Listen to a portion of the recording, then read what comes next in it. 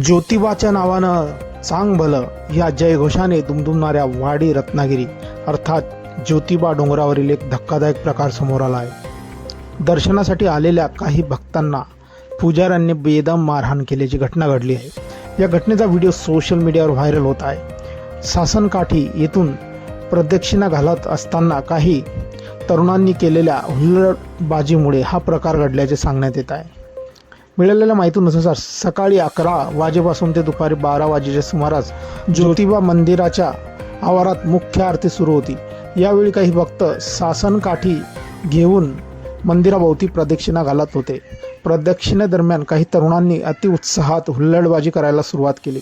आरतीमध्ये अडथळा निर्माण करणाऱ्या या तरुणांनी उपस्थित असलेल्या पुजाऱ्यांच्या अंगावर गुलाल फेकले आणि त्यांच्या डोक्यावरील पारंपरिक टोप्या उडवण्याचे प्रकार केले।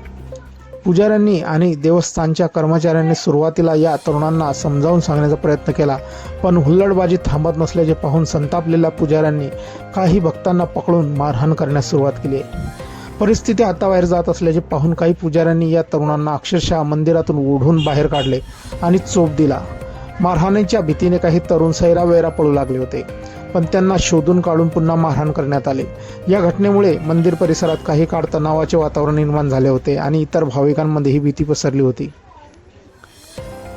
या संपूर्ण मारहाणीचा व्हिडिओ कोणीतरी आपल्या मोबाईलमध्ये कैद केला आणि तो सोशल मीडियावर अपलोड केला आहे। व्हिडिओ व्हायरल झाल्यानंतर नेटकऱ्यांमध्ये संमिश्र प्रतिक्रिया उमटत आहेत।